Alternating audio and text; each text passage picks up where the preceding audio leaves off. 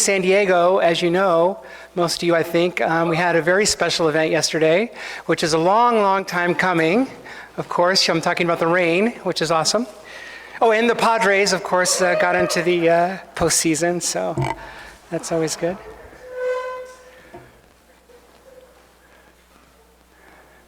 All right, well, I think, we're going with a quality group here today. So welcome to Sunday Assembly, San Diego's 96th Assembly and 27th Online Assembly. Woo!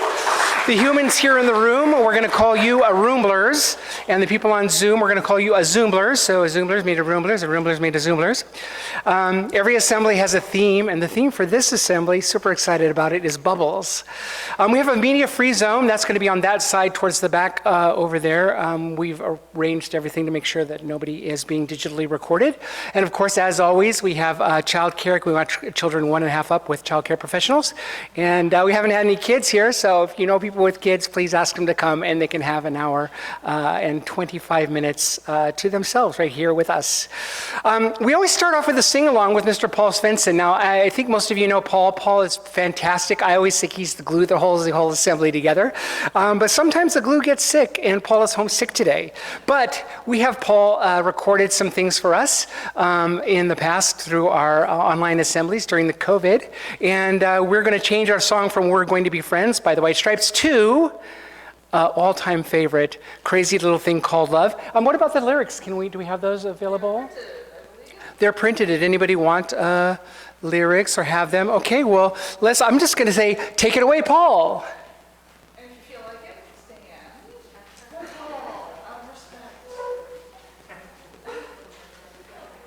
stand. Good morning, everybody. I hope you found the words somewhere. Put on your best Freddie Mercury, Queen. Let's go. Oh, this thing called love, I just can't handle it. This thing called love, I must get around to it. I ain't ready. Crazy little thing called love. Oh, this thing called love, it cries like a baby in the cradle on night. It swings,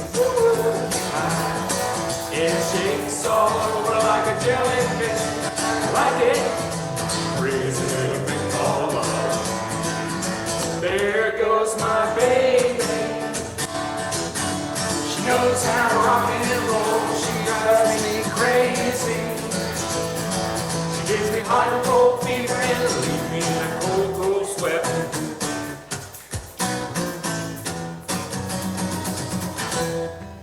Gotta be cool, relax, get on my tracks.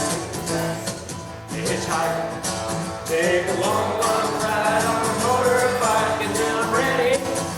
Crazy little thing called love. Crazy little thing called love. Oh, this thing called love, I can't handle it. This thing called love, I must get around to it and ready. Crazy little thing called love. Again.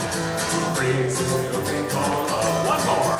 Crazy little thing called love.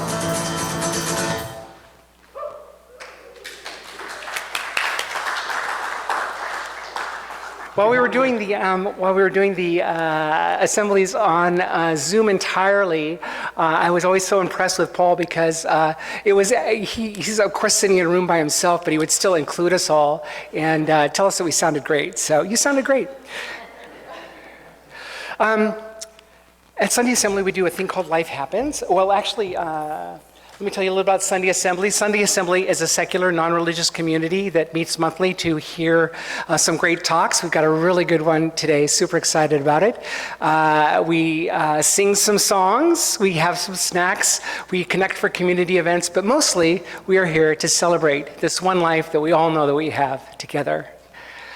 Sunday Assembly has a motto. It's live better, help often, wonder more.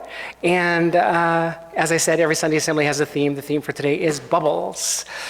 We'd like to share the things that happen in people's lives today. I did not pre-read these, so give me a quick moment to just make sure I'm not going to be too bad here. But I want to say happy birthday to Terry. Terry, happy birthday.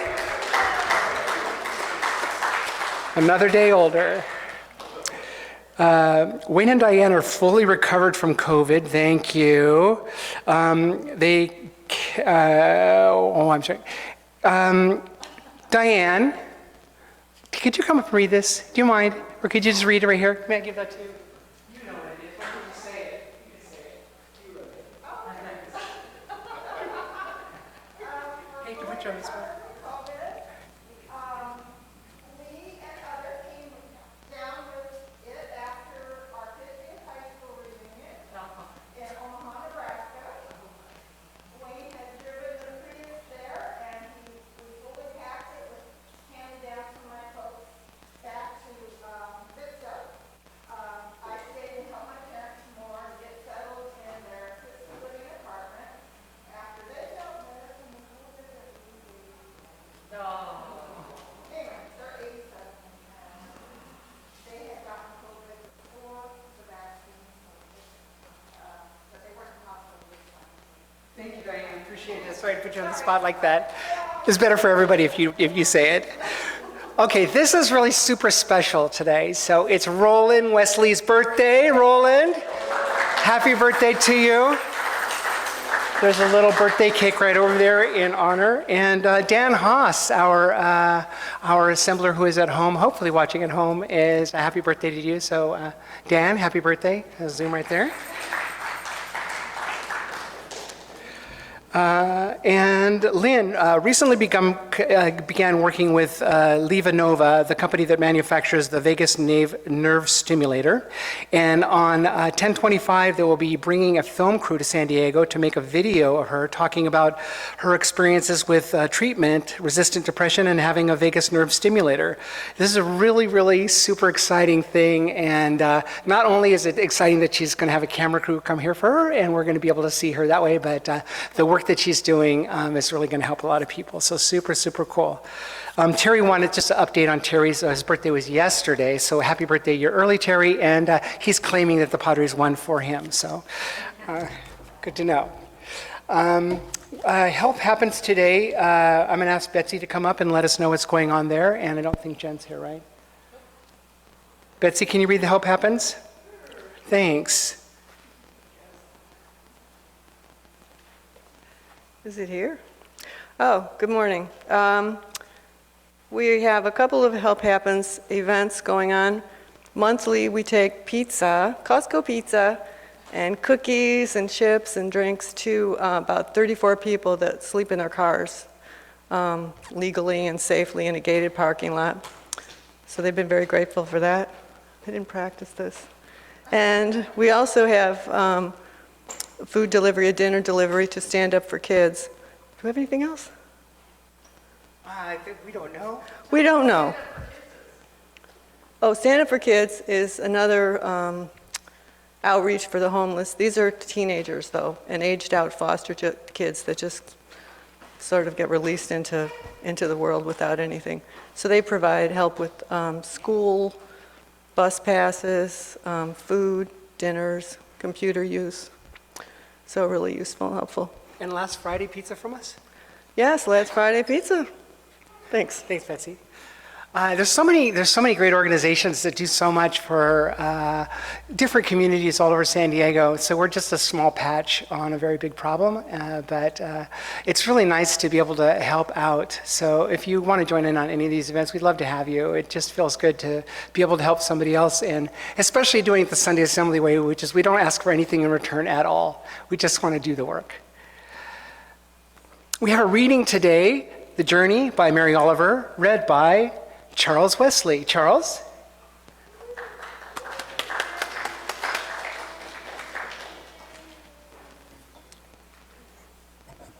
The Journey by Mary Oliver. One day you finally knew what you had to do and began, though the voices around you kept shouting their bad advice, though the whole house began to tremble and you felt the old tug at your ankles. Mend my life, each voice cried, but you didn't stop. You knew what you had to do, though the wind pried with its stiff fingers at the very foundations, though its melancholy was terrible. It was already late enough, and a wild night, and the road full of fallen branches and stones. But little by little, as you left their voices behind, the stars began to burn through the sheets of clouds, and there was a new voice, which you slowly recognized as your own, that kept you company as you strode deeper and deeper into the world, determined to do the only thing you could do, determined to save the only life that you could save. Charles, I love your reading every time that you read. You could do that every week. Super excited today. Our speaker today, Grant Deane, is a research oceanographer at Scripps Institute of Oceanography, UC San Diego. His work focuses on breaking waves, underwater acoustics, and glacier acoustics research in the Arctic. He seeks to understand how ocean atmosphere and ice-ocean interactions can be measured and monitored using underwater sound, and what this means for gas exchange, aerosol generation, melting glaciers, and sea level rise. He earned his doctorate of philosophy from the University of Oxford, England, and Masters of Science from University of Auckland, New Zealand, where he also earned his Bachelor of Science. Grant will stay after to answer your questions, so please, if you have any questions, save them till then. So please welcome Grant Deane.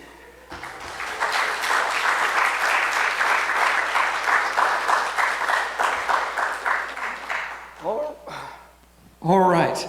I want to thank you all very much for having me this morning. It's a great pleasure to be here. I'm going to talk to you today about bubbles. Yes, I am actually a serious scientist, but I work on bubbles. There's a video clip that came out recently that gives a bit of an introduction to who I am and my work, and it's going to be a lot more interesting than me telling you myself. So let's do the video, if that's all right, please.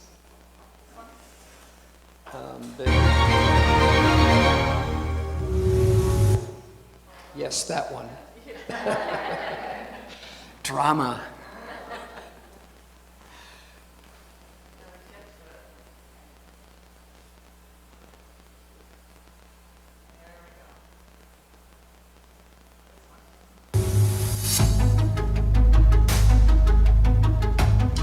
From his lab in Barcelona, guest editor and bioacoustics pioneer Michel Andre is taking us from the east coast of Spain to the west coast of the United States for a final story that is bubbling with promise. At the Scripps Institution of Oceanography on the campus of UC San Diego, a group of scientists are collecting potentially groundbreaking new data from an unexpected source. What are those called? Those little things in the water? Those called bubbles. It's all about the bubbles. When I tell people that one of the things I work on is bubbles in the ocean, their reaction is, are you serious? Is that really a serious scientific study? But it turns out that bubbles are very serious business. Oceanographer Grant Deane has spent the last 30 plus years studying the role of the ocean in weather and climate, using acoustics extensively in his research. All the musical qualities of water, the tinkling fountain, the babbling brook, the crash of the ocean waves, those come from bubbles. These things are really solid, they're ruggedized for the field, and they make high quality recordings across the audio band that we care about. One of his main areas of focus is on melting glaciers in the Arctic, a process that produces an ample supply of bubbles, which, as it turns out, provide a wealth of information. I'm going to play you the audio clip of what this glacier ice sounds like as it melts.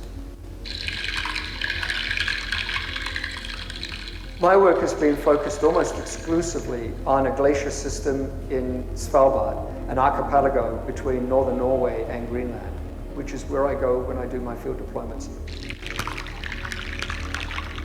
You hear all those popping sounds, like bacon frying? That's really bright, energetic, like fireworks going off. Each one of those pops is a bubble bursting out of the ice into the water. We want to use the sound of the bubbles exploding out of the ice to figure out how much ice is melted. By supplementing these recordings with high-speed video, Grant and his team are developing mathematical methods to quantify what they're hearing. We need to count those bubbles. If we can count them, we can figure out how much ice is melting. We want to do that because we want to understand the retreat of the glacier. Is it calving? Is it melting? How is it going to change as the ocean warms?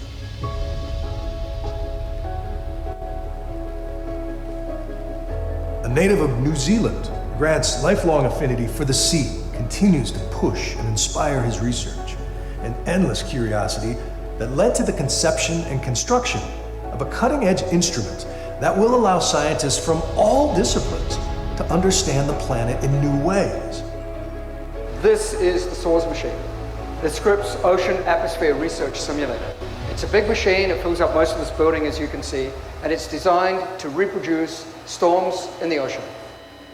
A 110-foot wave channel with a wind tunnel on top, the intricate contraption has 4 operating modes that can replicate weather from gale-force storms to polar-like conditions.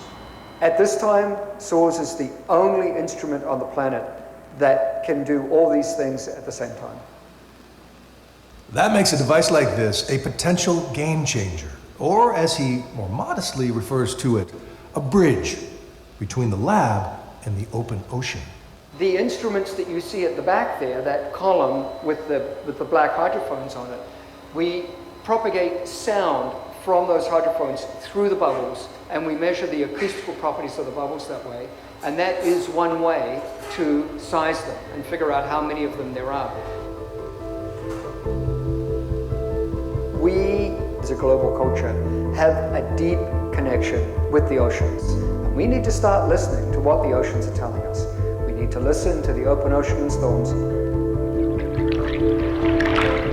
We need to listen to what the ice is telling us in polar regions, because now the fate of the oceans depends on us.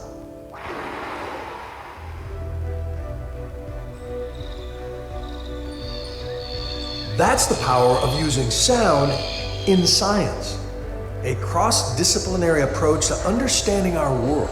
Sound can fill in the gaps and collect new and potentially habitat-preserving information from a planet that desperately needs us to listen right now. Yeah, well done. All right, so a bit of a hack of Shakespeare here. The title is Bubble, Bubble, Toil and Trouble, and I'm going to talk to you about bubbles. Could I have the next slide, please? And this talk is dedicated to my dear wife, who's right here.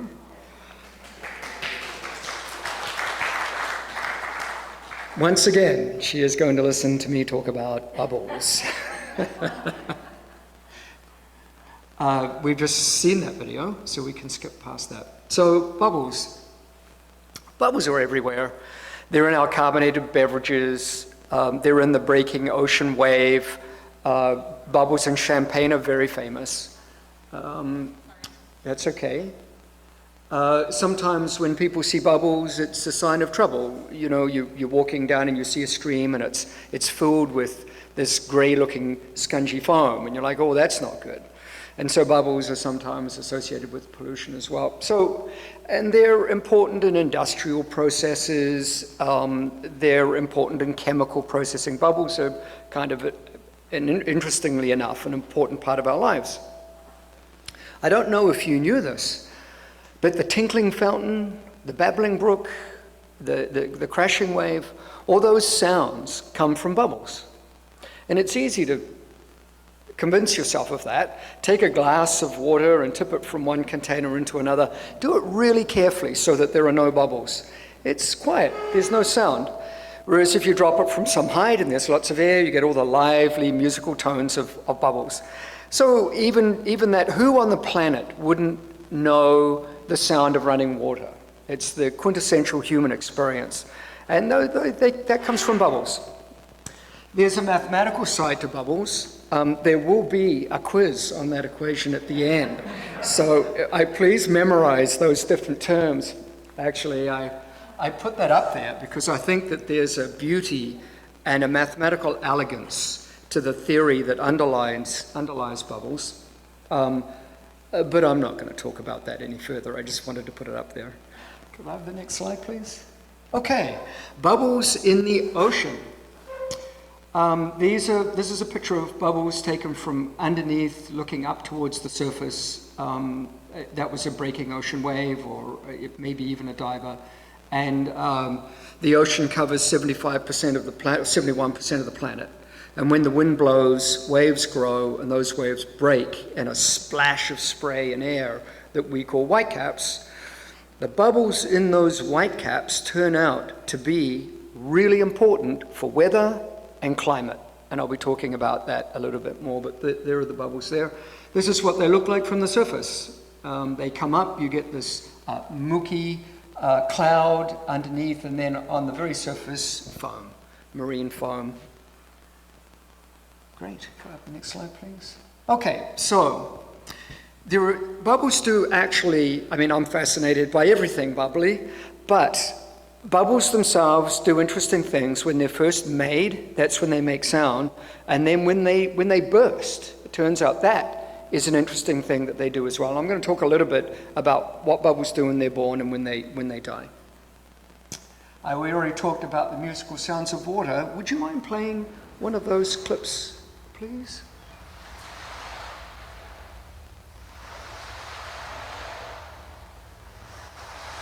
The breaking wave on the seashore.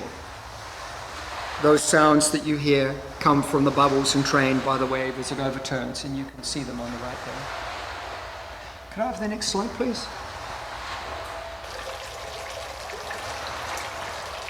And there's the fountain.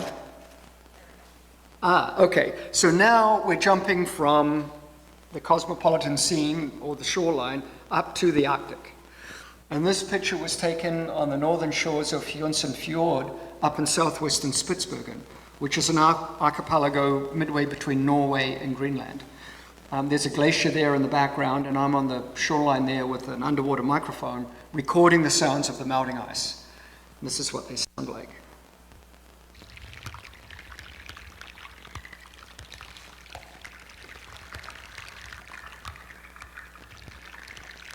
Sounds a bit like bacon frying. I'm on a keto diet, so what I think about is bacon. And then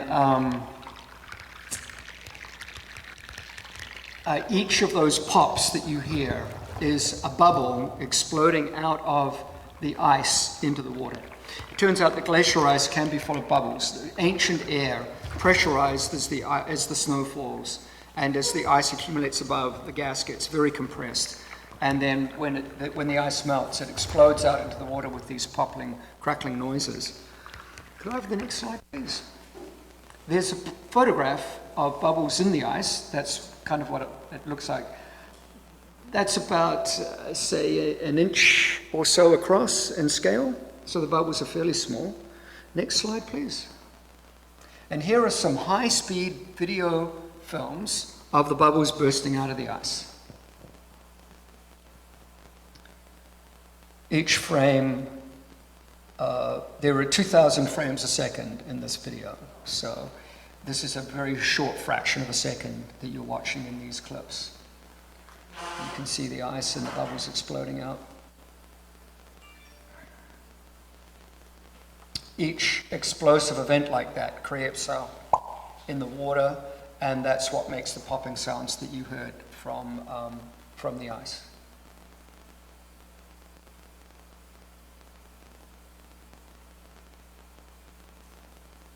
Cool. Can I have the next slide, please? And the next slide, please. And the next slide, please. Okay. So when bubbles are first formed, they ring like little bells. When they burst, they create a cloud of tiny droplets called, the scientific term for them is aerosol. Typically, when you talk about aerosols, people think of, hairspray or something like that. And that is an aerosol. But there are aerosols made by breaking waves as well, because the waves make bubbles, the bubbles rise to the surface. And when a bubble rises to the surface, it makes this thin film of liquid. And as that film bursts, you get a spray of tiny droplets. And you can see them in these pictures. But typically the droplets are too small to see. They're in the air and we breathe them in, but you can't see them. They're too small. These droplets turn out to be fantastically important. Over the great southern oceans, where there aren't other forms of droplet production like this, the sea spray forms the connection between the ocean and clouds. And clouds can either heat or cool the planet. And the scientists who are trying to model what weather and climate is going to look like in 20 years from now or 50 years from now, they can't get the clouds right over the southern oceans. And they are either going to make the planet warmer or they're going to cool the planet down. It would be really great to get the sign right. And part of the problem is that we don't understand these little droplets properly yet. At the center of every cloud drop, and there's ice up in these clouds as well, there is what's called a condensation nuclei. There's a little point around which the water vapor forms and makes a drop. And without that, without the cloud seeds, the clouds are much more difficult to form. So the bubbles that burst over the Southern Ocean make these tiny droplets, and that helps form clouds and ice, which controls weather and climate. Can I have the next slide, please? Okay, and I'm saying this is all scientifically interesting but I think I've already explained why we care about bubbles in the ocean that form clouds and ice. What's scientifically interesting about bubbles bursting out of glacier ice? Well, it's a lot of fun, but the problem there has to do with sea level rise. Sea level is going up, as you probably all know. We don't own coastal property ourselves. We live in Poway. It's eventually going to turn into coastal property. It's going to be a while, but we'll get there eventually. There are great land-based ice sheets that contain vast reservoirs of water. Ice that's already in the ocean as it melts does not contribute to sea level rise. But ice that's on land as it melts raises the oceans. There's a tremendous amount of ice in Antarctica, but it's really locked in. The ice sheets there are very, very deep, and it's very hard to melt that ice, and I don't think we're going to see that ice melted in the next 1,000 years or so. In the Arctic, in Greenland, there's a huge ice sheet in Greenland that contains enough ice to raise the ocean level by about 20 feet. That's a lot. About half of all humankind lives within about 25 to 30 miles of the coast. Bangladesh is essentially one huge marine delta. And sea level rise isn't just about, the mean tide level has gone up a couple of inches. When you get storms, you get storm surge that rushes in. And how damaging that is and how far it goes depends on mean sea level. So sea level rise is a very important thing, and we need to figure out how quickly that huge ice sheet in Greenland is going to melt, because it's melting. I've been up there 5 times. Every time I look, it's more melted. There's no doubt about the fact that it's melting. That ice sheet is connected to the ocean through glaciers. They're called marine terminating glaciers. So you've got this big chunk of ice, and it connects to the ocean through these rivers of ice that run down. And the stability of those rivers of ice control how quickly the ice sheet is going to go. So we need to understand the stability of these glaciers, but it's really dangerous to go up to the ice cliff. And a block of ice will fall on your head and you'll drown, or there'll be a mini tsunami and you'll fall in the water, or ice will come up underneath your boat and it'll get capsized. So the hope is, by listening to the bubbles bursting out of the ice, we can understand how quickly the ice is melting some distance from it safely, and we can do it over a period of decades. I believe we need to be monitoring the ice sheets up there over decadal timescales, and we can do that with the acoustics. Could I have the next slide, please? Okay, and the next slide, please. All right. I'm running low on time, aren't I? I'm all right? All right, would you play the video on the left, please? This is very cool. This is an animation by NASA of the little particles I was talking about that come out of the ocean. This shows the source of all the different particles. The sort of white blue ones at the very bottom are sea spray. But you can see some of these others. The white one in South America there, those are from fires burning. The brown are dust from deserts. And then the sort of bright orange are sulfates from industrial activity, from power plants and whatnot. You can see there Indonesia's burning, and all the fires that are going on.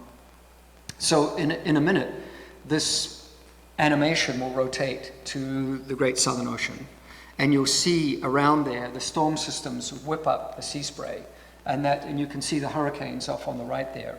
Those white dots are sea spray from waves breaking.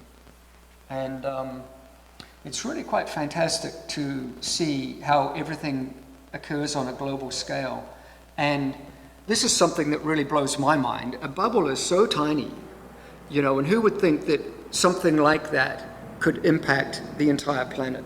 And yet they do. It's a bit like us. Every little choice that we make, everything that we do has a global impact. It's hard for us to imagine that or see that. But there are so many of us now on the planet that collectively every choice we make has an impact. Oh, and there we are, Antarctica and the circumpolar jet stream and the sea spray coming off the waves and the storms there. Could I have the next slide, please?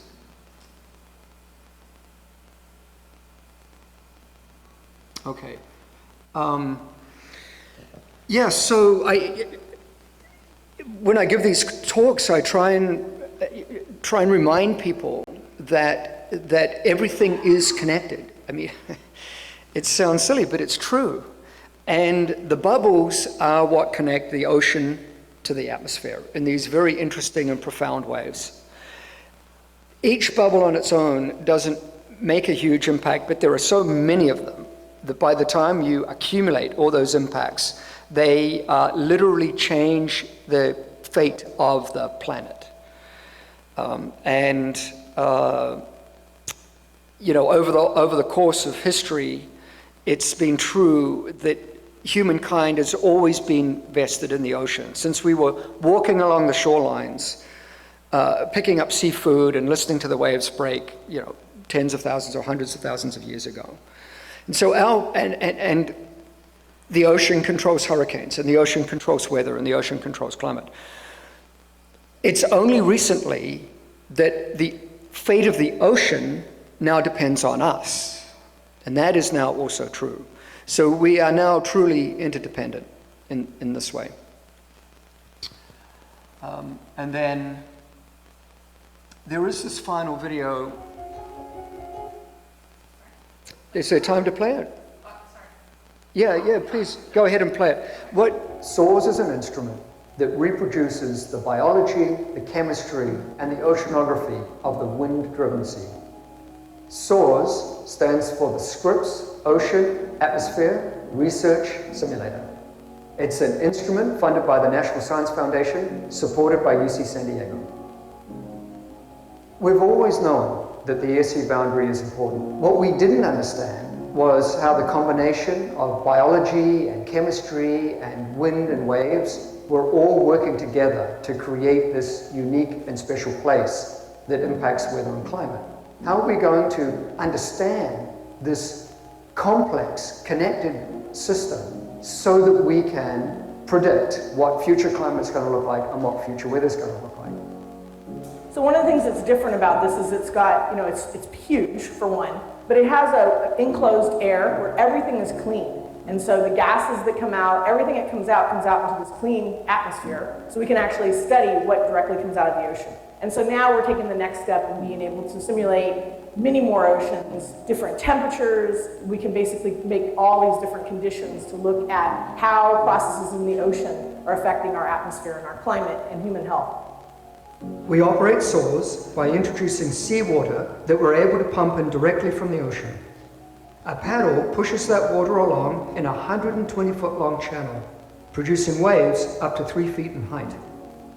A water temperature handler in the wave channel can heat or cool the seawater anywhere within a range between 33.8 degrees and 86 degrees Fahrenheit. Because the composition of the air is vitally important in creating a controlled environment, we installed an air filter capable of removing all ambient particles 1/3 of a thousandth of an inch from the air we draw in from outside the simulator. We provide the same light that organisms in the ocean would experience through the use of 6 solar tubes positioned just above the channel. A wind turbine can take the air that we purified earlier and blow it through the channel. We can reach wind speeds up to 63 miles an hour, near hurricane force. Finally, just as we can manipulate the temperature of the water, we can also control air temperature. An air temperature handler can produce temperatures ranging from 86 degrees Fahrenheit to -7 degrees.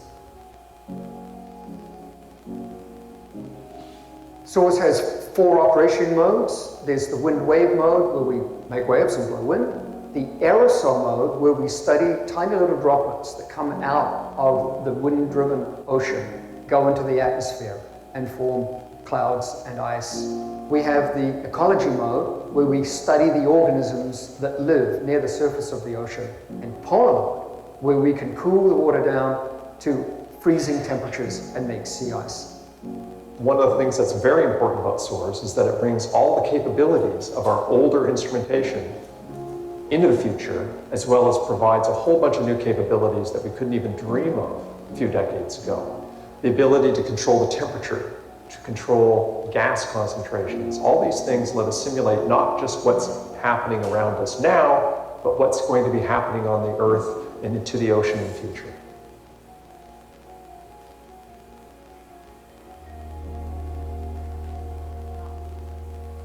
All right, thank you.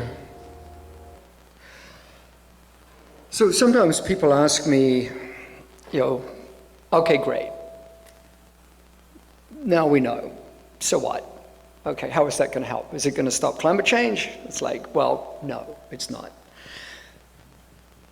But I do this work because I have a fundamental faith in people. I believe if people are given good information, accurate information, and understand the consequences of their choices, they will make good choices. I truly believe that. So I see myself as a public servant, and my job is to go out and collect that information, understand it, and deliver it to people, and then what they do with that is their business, but I believe that they will do good things with it, that we will learn to live well on the planet, and we'll learn to live well with the oceans, and that we can have a bright future if we understand our collective role and we're well informed. And that is the end of my talk.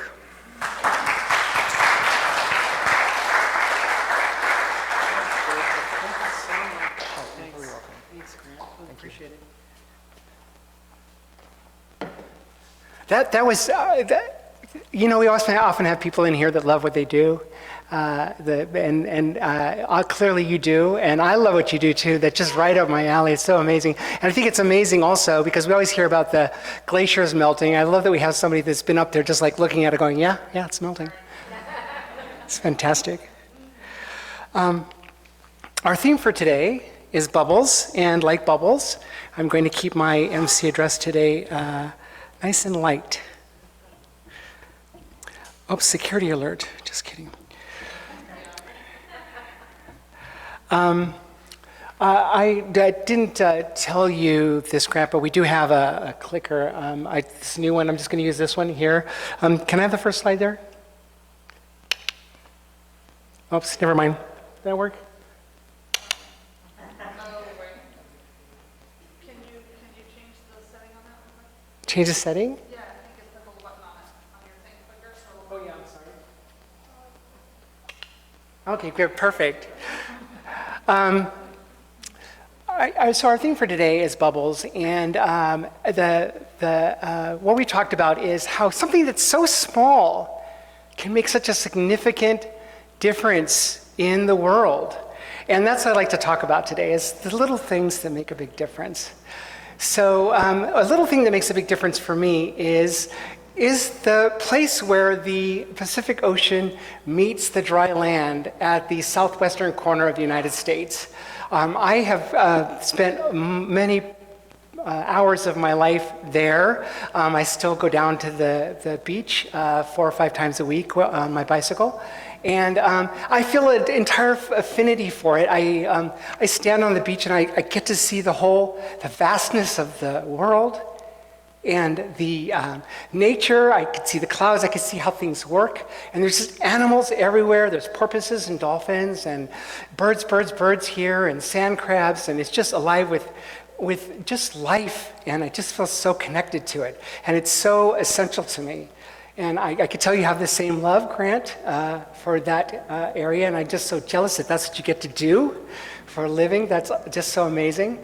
But that's not the little thing that brightens my day or makes things better for me.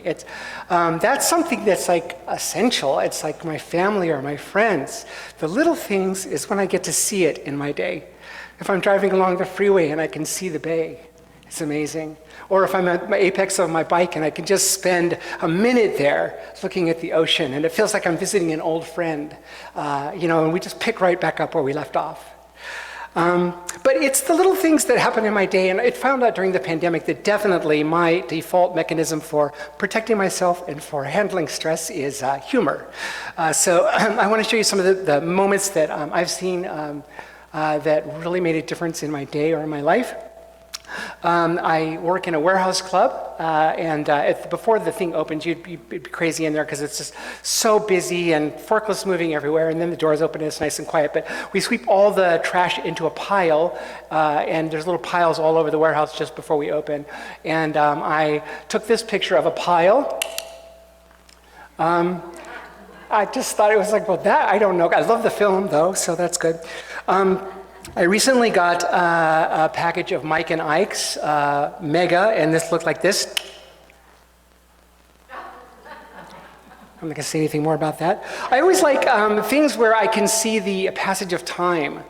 And when I saw this photo, I just saw all these performance events and garage sales and lost pets and just the whole history of the neighborhood. This one, next one, I hope that, I want you to know that I love dogs and that I hope that the people that own this dog, that this worked out well, but I just thought it was funny when I saw it, because if there's any dog that shouldn't get lost. I love seeing just simple things. This is my name at signal flags. And during the pandemic, the children in my neighborhood, they were playing in the streets, and they were often out there, so they made their own stop sign. I thought that was super, super cool. Also, during the pandemic, this house found a novel way to pass out Halloween candy. And I call that arm candy, that one. I was in Vancouver visiting with my son, and I saw this crosswalk there that made me happy. And in Chula Vista, just where I live on one of my bike rides, I saw a broken crosswalk. I'd never seen one that was broken before. In a bakery in Pennsylvania, I saw this item, ketchup and mustard in a toothpaste tube. Together. It's amazing.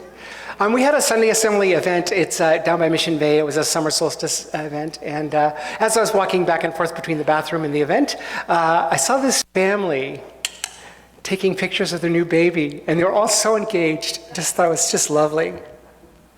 This next photo, you can't see very well what that is, I'm sure. But that little dot in the middle there, that's a flamingo.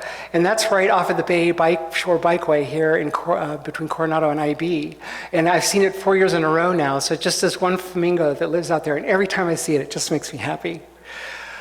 We have one of our cats, we have 4, but one of them has bent paws and walks a little bit differently than other cats and stands like this. It's really neat. Down in Chula Vista, off as heading towards the bikeway, a lot of these are on my bike because that's another thing that is just makes my life better. There's a salt mine there. It's a solar salt mine. It's been in operation since the early 1900s and provided most of the salt for all of Southern California. There was 20 pools there before, and now there's just this one left, and it's closing soon too. But they have the very old equipment that they run with, and it's just super neat. Down in Mission Valley, they had a hotel there. It was called the Town and Country. And the Town and Country would always put up their puns or jokes on their billboard, and it's torn down now, but that's one they had. Every time I passed by there, I thought it was pretty funny. There's this little donut store down in IB. It's the best donuts ever.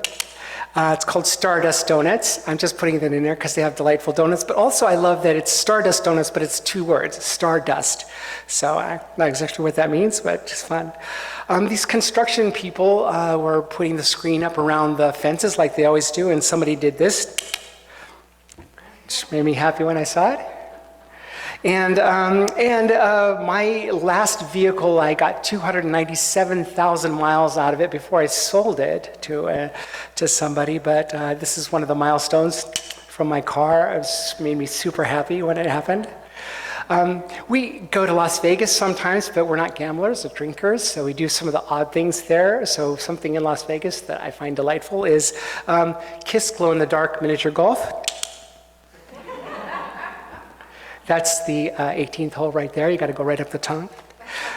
The pandemic has been terrible, but for a cyclist, this is what Balboa Park looked like during the pandemic. I could ride in the middle of the streets anywhere, and it's just amazing. For the warehouse club that I work in, we sell a lot of produce, but we don't always sell through it before it turns or goes bad, or sometimes, that doesn't have an expiration date on it, just is good or bad. But we don't waste anything there, so all the produce gets thrown into what we call a pig bin, which is the big box that goes to the pig farm for the pigs to eat. And I take pictures of it every day just because I think it's interesting. When I come in, I say, wow, that's really cool. Sunday Assembly had a conference in Atlanta, and it was held, the assembly for that conference was held in a movie theater, and this was the marquee of the movie theater at the time. If you don't know what human centipede is, don't look it up. Don't. I thought that was funny. And then this thing here was the first Sunday Assembly tattoo in the history of the world. And lastly, I'll bring us back to the beach. This is a place I visited just yesterday. It is where the United States ends and the border wall goes right into the ocean. And it is just lovely there. So these are my moments. These are the little things that I have in life and that I see. And I think it's important for us to take advantage of when we see something that's delightful or gives us a time to think, that we just take a moment to appreciate it, because it's really the little things that make the biggest difference, as mentioned here. At the end of our life, it's highly unlikely that you're going to remember that person who cut you off on that one day in that one lane. But you might remember something that you saw or did, and it's very possible that you would. And because I thought it would be really nice for us to experience one of those fun things together, and since the theme is bubbles, and we talked about popping bubbles, I have prepared something. Under each of your chairs, I've put an envelope, so if you pull that out there. For the people in the back there, if I could trouble some nice assemblers to pull out some of those from chairs that are not sitting there and pass those out, that'd be super helpful. I think the front row is the only row that doesn't have it on this side. So please don't open these yet, and I don't think if you feel it that you'll be able to tell exactly what's inside of it. I know you can feel the bubble wrap, but you won't know. I don't think you can guess what's in there. Because when I open it, there will be this bubble wrap, and it's the good kind, it's the good popping bubble wrap. Please, this is going to be an exercise in self-control. So please, just out of courtesy, I'm asking you not to pop the bubble wrap when you open this and see what it is. So if everybody's got their envelope, you can go ahead and open those now.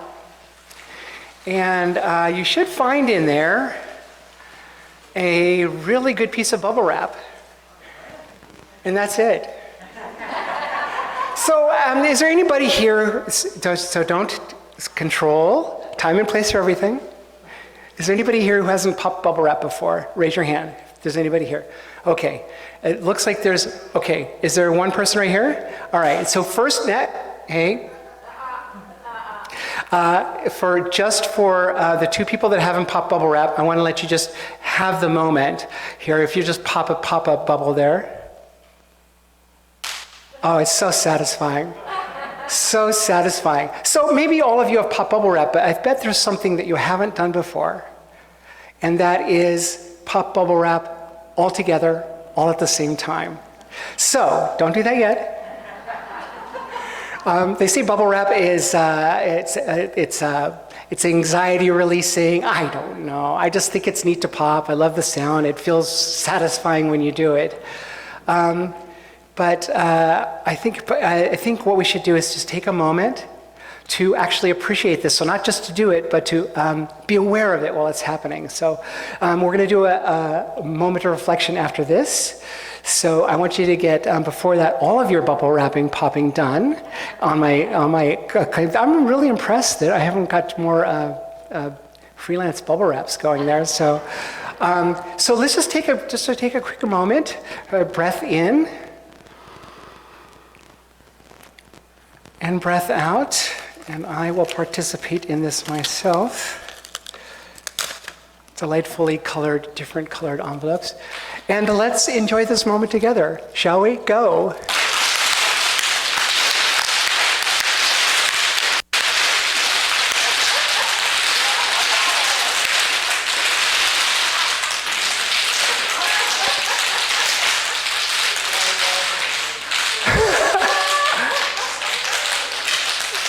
Oh my goodness, that was way better than I ever could have hoped. So just a reminder to take a moment and enjoy those little things that you find in life. It makes life that much better. And for those of you who didn't get enough popping out, there is an actual item. This is a bubble popping mat. So if you didn't get enough popping in, please feel free to stop by there. It'll be in the back of the room, and you can have some more popping. That's the end of my address for today. Thank you very much.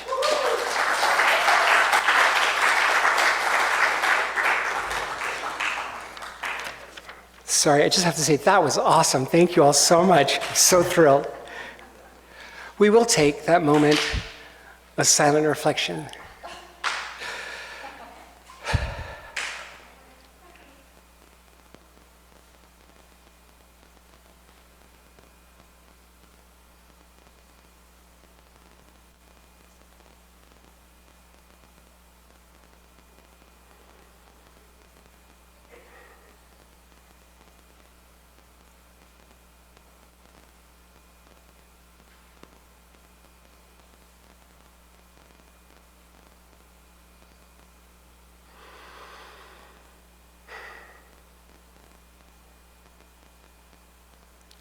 I use this time to do different things, think about different things, but today I'm thinking about how nice it is just to be together.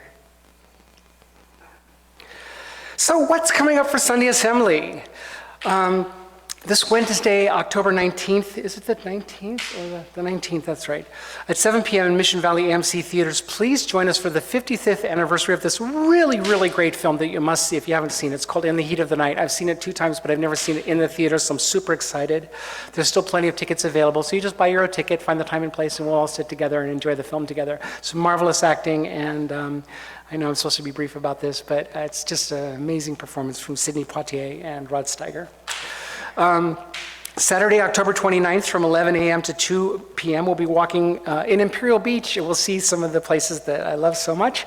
We're going to walk over to, from the pier, which is the most southwest pier in the United States, up to a rock snake. It's called the IB rock snake. At the beginning of the pandemic, people started painting rocks and putting them there, and it's gotten very, very long right now.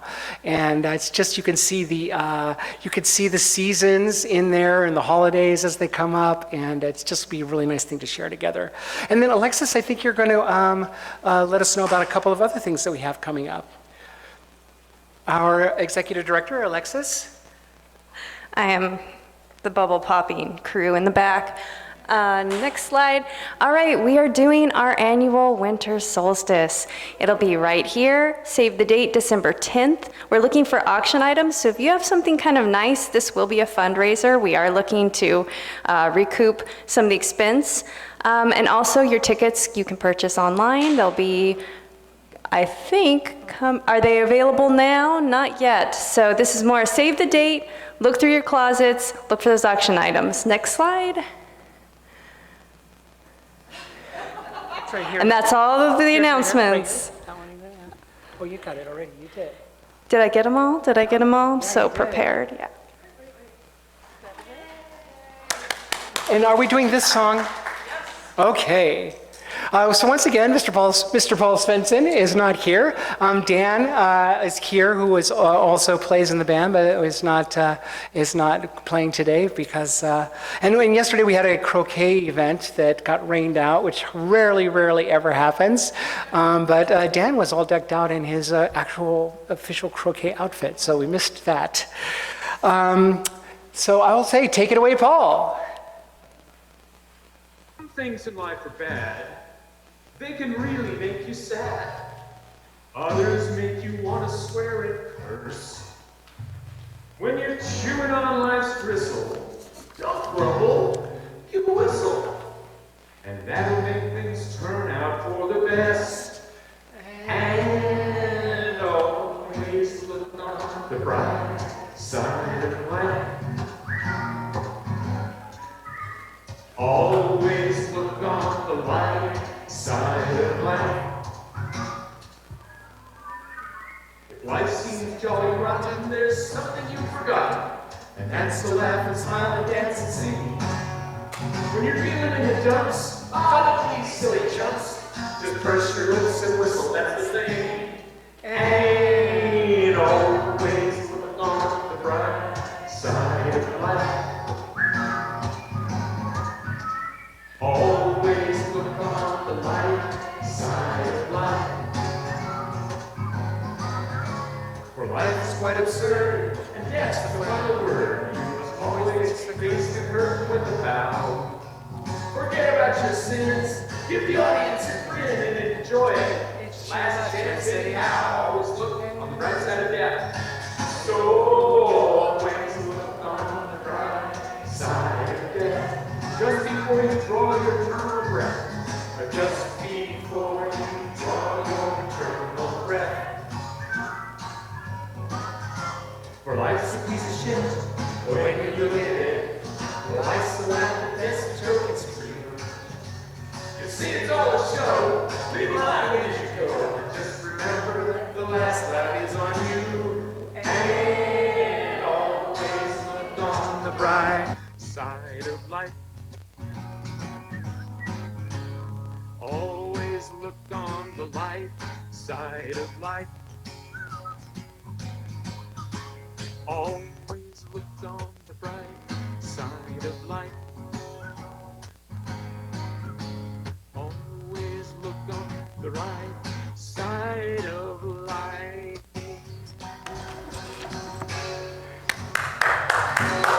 Thank you, Paul. Well, that seemed like super appropriate choice of songs, so that worked out really well. I just want to mention before we break up, and first of all, let's have a moment where the Aroomblers wave to the people that are on Zoom. So Aroomblers, wave to the Azoomblers. Hi, Azoomblers. Thanks for being here with us. But we're always looking for personal moments. So it's a piece that we have within Assembly sometimes. But if anybody has a personal moment, we'd love to hear one of the organizers. Please come see us and let us know about that. And then also, don't forget we have childcare. We have childcare. You could just. Our next assembly will be Sunday Assembly San Diego's 9th birthday. We'll meet in the usual time, 11 a.m., but instead of this venue here, we'll have a birthday party assembly at the park at Liberty Station. We'll have songs and fun and, of course, birthday cake, but no video camera, so we won't be on Zoom again until January. We'll announce more details and meet up in Facebook shortly. But join us now for coffee and tea and snacks. And for me, almost the best thing about Sunday Assembly is when I see you talking together after. Just delightful. So let's do that. I want to thank Charles Wesley for reading, Paul for his wonderful song leading as always, Betsy for helping us out there, Grant Deane, and says something else here that I don't need to say, but thank you all very much. Thanks for coming today.